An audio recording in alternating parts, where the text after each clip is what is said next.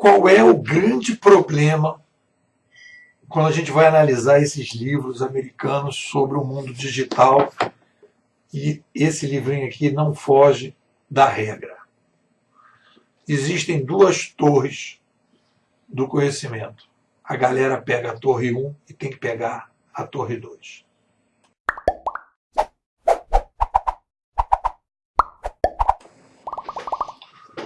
Nós estamos vivendo hoje nesse mundo disruptivo, complexo, para poder entender que está mudando a maneira, né, da gente pensar as coisas não estão fazendo sentido. A gente está vivendo um momento em comum, está vivendo uma situação em comum.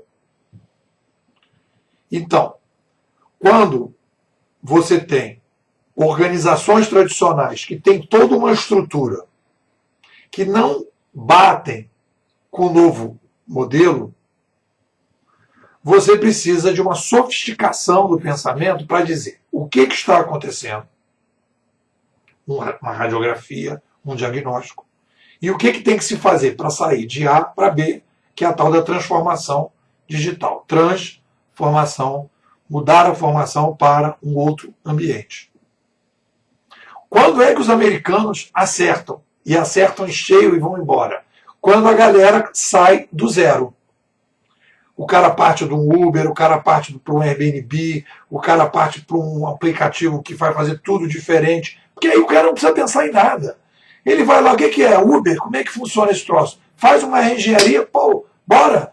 A Airbnb, como é que faz? Faz a reengenharia, pô, a galera já sacou como é que é o conceito. Então, que eu chamo do pessoal pós. A galera vai embora, etc. Papá. Entendeu? Só que esses livros aqui, é isso que a gente tem que acordar, que é o seguinte, esse livro, Organizações Exponenciais, esse livro aqui, Transformação Digital, esse livro A Terceira Onda, eles estão tentando explicar esse novo mundo e tentando dizer para as organizações tradicionais o que elas têm que fazer para ir para lá. E aí, o que acontece? Você precisa de um pensamento mais sofisticado. Você precisa fazer um diagnóstico do novo século. Por que o novo século ficou disruptivo? Aí eu não faço nada disso. E aí o que acontece? Eu fico tentando insistir num determinado modelo, que é uma forma de pensar os problemas de um jeito, que não tem saída. É um beco sem saída. Eu vou mostrar aqui e vou mostrar para vocês o que a gente desenvolveu, que são as duas torres do pensamento. Vamos lá, pega aí. Pega aí o seguinte, o cara está na estrada, dirigindo lá, estourou o pneu. Duas pessoas no carro. Aí estourou o pneu. Aí o cara vai lá, vamos pegar o macaco, não está passando ninguém. Aquela estrada vazia, deserta. Aí o cara fala assim, precisamos resolver o problema aí do pneu, né? Precisa trocar. Vamos lá, vai o macaco, não tem macaco.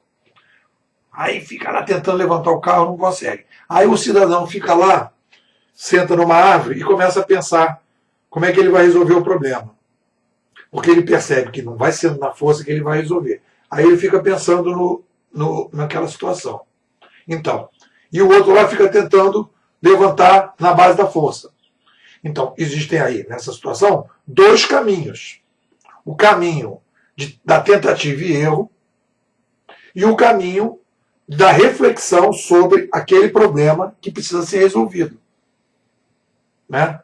Então, o caminho da tentativa e erro e o caminho da reflexão. Qual é o melhor caminho? Vai depender do problema.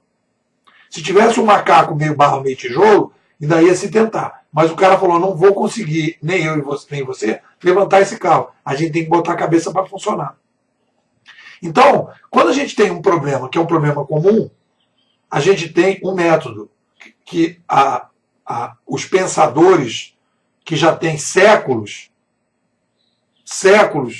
e a gente precisa recorrer aos bons pensadores, tem um método que chama método indutivo, que é o método que parte da tentativa e erro para resolver o problema, que é adequado para os problemas comuns, os problemas conhecidos, os problemas operacionais. Depois existe um outro método, que é o método dedutivo, que é o método que ele percebe que a tentativa e erro não é o caminho melhor, que é preciso sentar na árvore para refletir, para pensar, para analisar a situação, para poder, antes de começar a tentar, na tentativa e erro, dizer algo que precisa ser repensado. E aí eu cheguei, né? Nas duas torres do pensamento, eu vou mostrar para vocês. Então, nós temos aí a torre vermelha, é a torre comum, são problemas comuns. E na outra é a incomum. A vermelha é a indutiva e a azul é a dedutiva. Então, se eu tenho um problema que eu conheço, a situação, etc, tal, papá, eu começo do operacional, alguma coisa ali vai para a teoria e alguma coisa vai para a filosofia. Se eu tenho um problema em comum, é óbvio que eu tenho que dizer o seguinte: tem algo que está acontecendo, existe um fenômeno que está questionando o meu paradigma. E a partir daí, o primeiro passo que eu tenho que fazer é: qual é o paradigma que está sendo questionado? O que eu preciso? Então eu começo pela filosofia, vou para a teoria e depois vou ao operacional.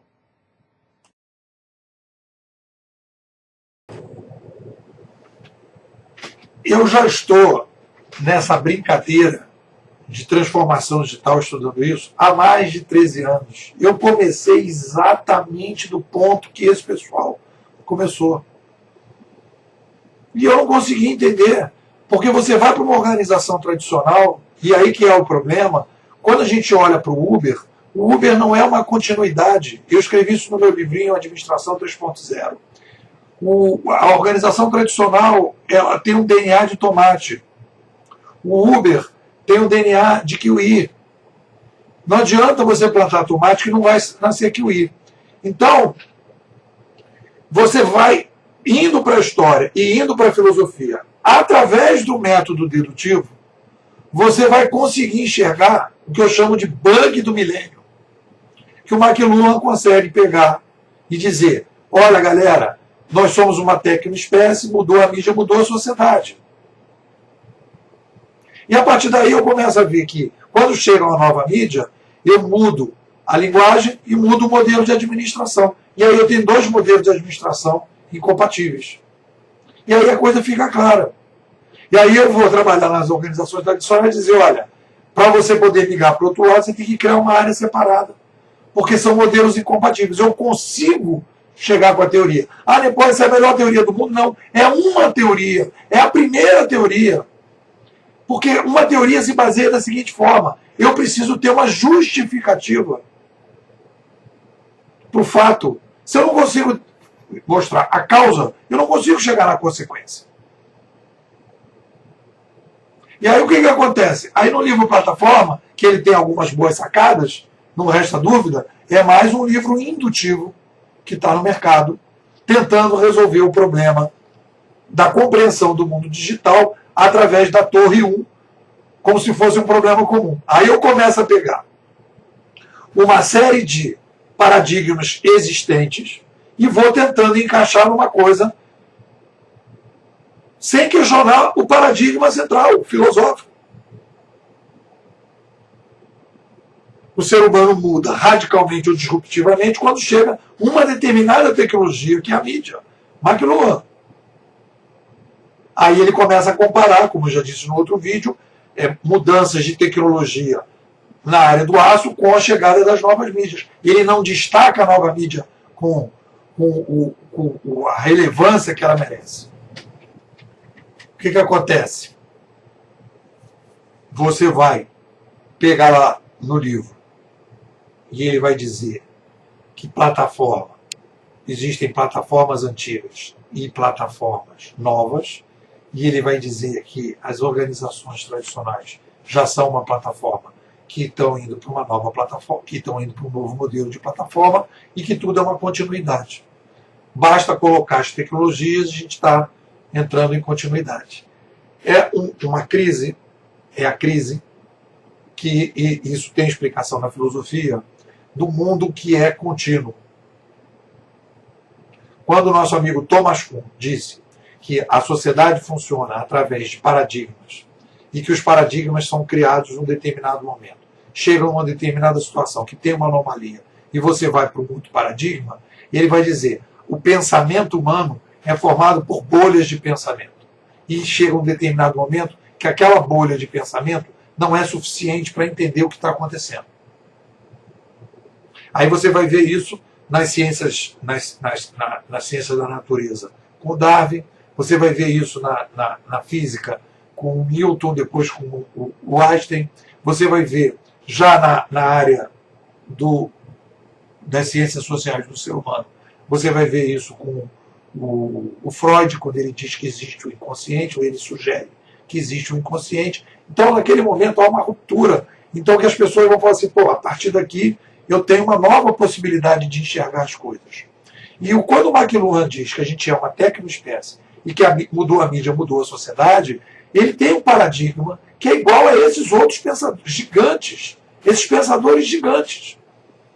Então, na minha opinião, enquanto não se chegar no McLuhan, não vai se entender esse caminho.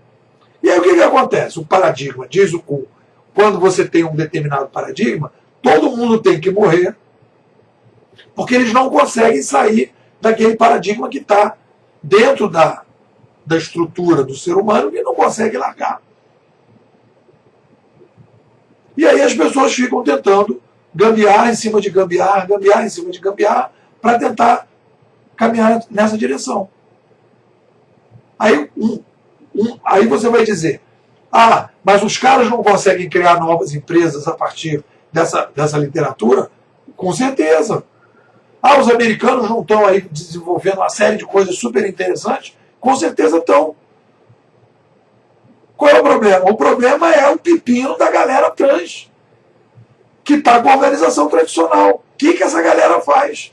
E a galera fica lendo esses livros e as pessoas ficam falando, olha, é tudo uma continuidade. Continua no mesmo modelo, vai em frente que não vai mudar nada. Por quê?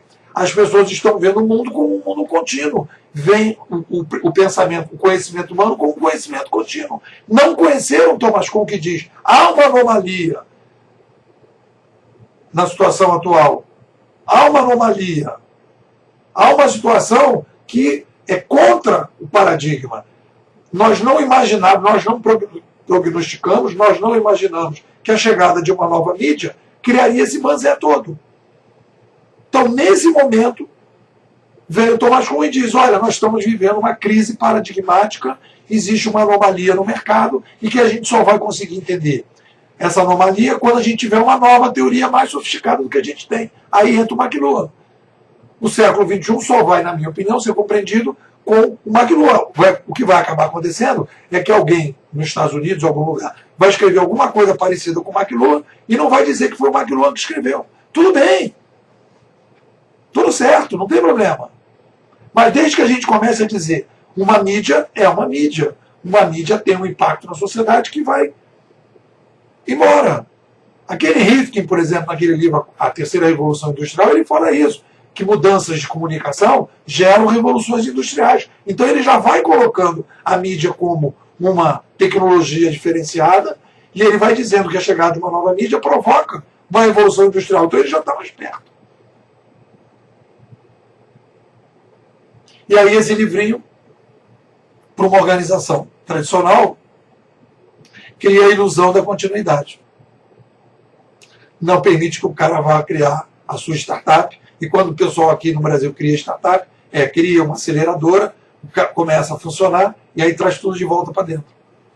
Não é à toa que tem começando, a gente está vendo aí falências da primeira onda das organizações, que são as intangíveis, e ele fala isso no livro, eu acho que nesse livro, nesse aspecto ele é feliz. Ele diz, o que é mais fácil aí ir para plataforma? No que ele não consegue definir direito.